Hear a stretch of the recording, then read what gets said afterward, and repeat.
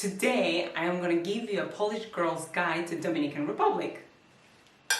Na zdrowie!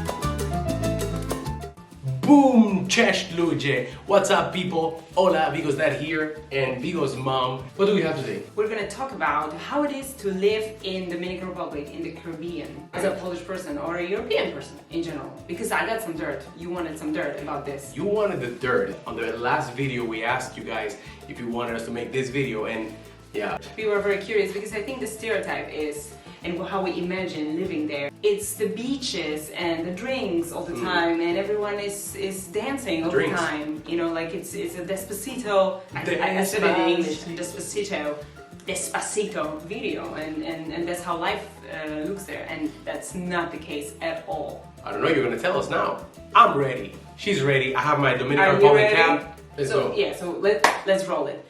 Okay, so when you moved to DR, what surprised you? Beautiful people. I was talking about Despacito, right? And that you think that it's like a music video, and there's truth to that.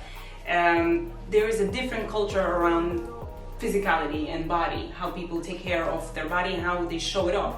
Obviously, it's a hot climate, it's a beach culture, so you can go to the beach all year long, not like in Europe where we have, you know, sad winter coats and very stretched out sweaters and jumpers. Half of the year. But in Dominican Republic, no. And so that translates to women on TV are very sexy and the body is very like not exposed but accentuated.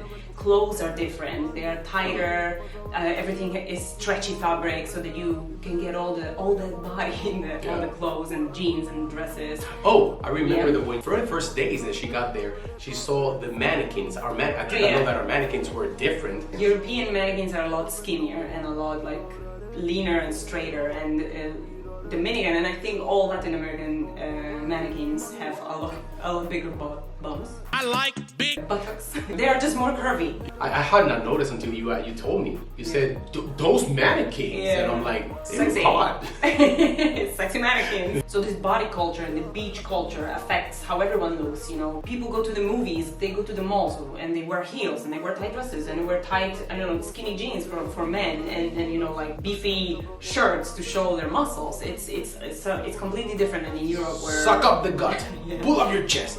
Here in Europe, people a lot more look like, oh, whatever, like I don't care. And in Dominican Republic, it's a lot more, you have to look the part if you go out. Yeah, but you know, here people because they need to walk a lot more. In Europe, you walk all the time, and in Dominican Republic, you don't have this type of traffic. I think it's called. You depend on car transportation, either public transportation or your private car. People don't walk freely like that all over the city because traffic is very, very, very chaotic and busy.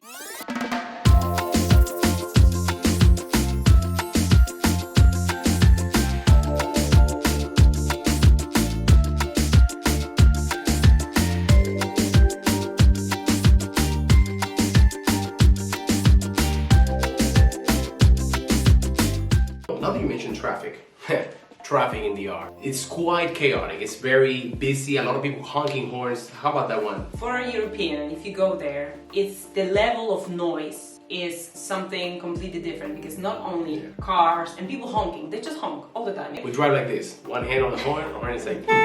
Apart from this, there's music blasting from different businesses around even the same corner. Yeah. And people even dance in front of grocery stores, little grocery stores and corner shops. Yeah, colmado. Yeah, they have music playing, they play dominoes, and they can dance. So the noise is there. And it's very like different types of noise all at the same time. A little bit of this chaos translates to how people live, how they manage time, for example. Till the last moment, you don't know very often if the event is gonna happen. Maybe not a formal event, but like get together with friends. Yeah, people for sure. Keep telling you, I'm coming, and then they never come, and you don't know what happened to them. I remember you telling people, yeah, I'm on my way, and you haven't showered even yet. I try not to do it in Europe because people would just not be friends with me. It sounds like we're criticizing, but it has its beauty. Europe is a lot more structured and sometimes a little bit more uptight. at the same time you feel more free, you feel less stressed. Like, for example, Christmas. In my house, the stress already starts weeks before. Everything has to be done. All the meals, who makes what, are we gonna be ready? Everyone has to be, you know, dressed formally, and the table's gonna be perfect, and meals. And in the Dominican Republic, it's like, oh, we're dancing at 7. My mom is cooking at 7. Every culture has its plus and minuses, and you cannot really say that one thing is bad and the one is good unless you know, you put it in perspective. Because I found that some of that rigidity that Europeans have, you know that we're gonna have dinner at 5. You know what I mean? And you plan your day according to 5. Everyone should be at the table. That's why we have a perfect life, because one year we are in Poland on time, and the other year we are dancing. We're dancing. Because of that, you are more able to change plans, and you are a lot more flexible. And Polish people, or Europeans, I think in general, are like panic. Oh, what are we gonna do? The Spanish are gonna come yelling at us. We are not like that. But you know, that's one of the beautiful things of having mixed relationships.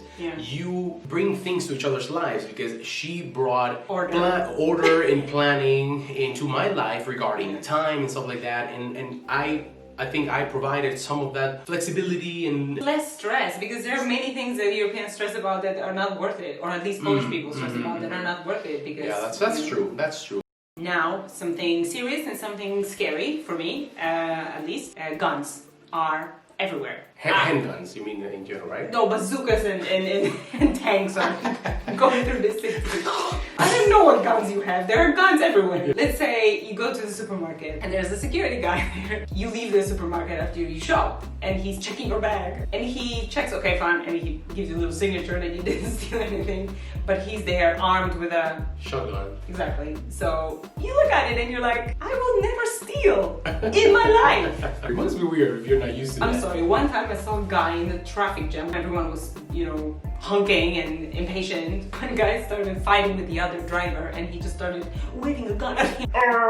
Obviously, I've never heard people shoot. There was not like people running around the street just shooting at each other. It's safe. It's just different tradition, different approach to security. You know? That's what it is. You just have to get used to it when you live there, because you're gonna see a lot of guns.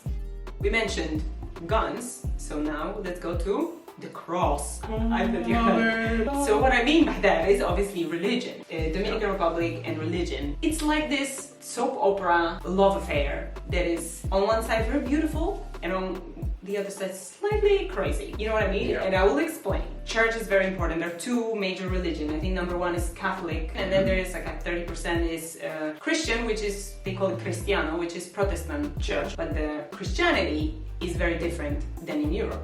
Because in Europe, Poland, especially in Poland. In Europe, in general, because that's my point, Catholic Church and people who follow Catholic Church are the ones that are more conservative than the Protestant Church. Okay. In a way that Protestant churches allow women ministers, a lot of them include LGBT, and you know, they are a lot more modern. In Catholic Church in Europe is a lot more conservative and traditional. And in Dominican Republic, I noticed that it was the opposite. Obviously, this is a lot of generalization and stereotypes, because that's the only way to compare to two regions, is you need to simplify things. In everyday life, like you see graffiti about Jesus and about God. In the language also, in Dominican Spanish, a lot of sayings, a lot of, like, instead of hello, you say, you know, bless you and stuff like that. But I found that the religiosity is, compared to my country, to Poland, is a lot more on the surface. It's in a way that people are not gonna get so angry if other people are not as religious. In Poland, the situation is a lot more polarized. I think the Dominicans are, when it comes to that, a lot more forgiving. Maybe because of the body and the beach and everything makes you a little bit more free.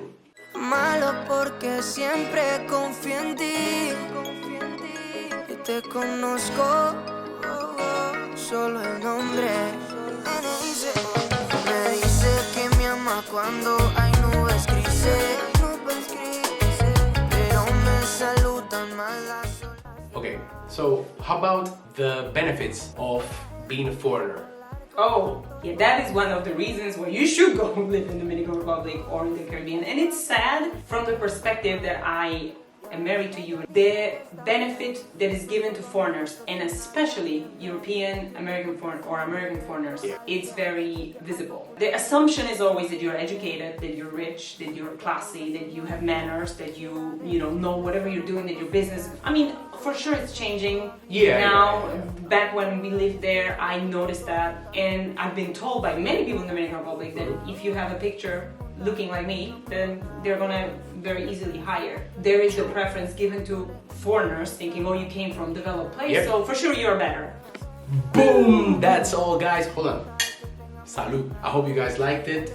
To be honest with you, a lot of the things that she mentioned, I've discovered through her eyes, over the years, and it's been amazing. There are so many more that she keeps mentioning. So I don't know if you guys want, maybe we'll do a part 2 of things that, maybe more dirt. You want more dirt? Write dirt below if you want more dirt.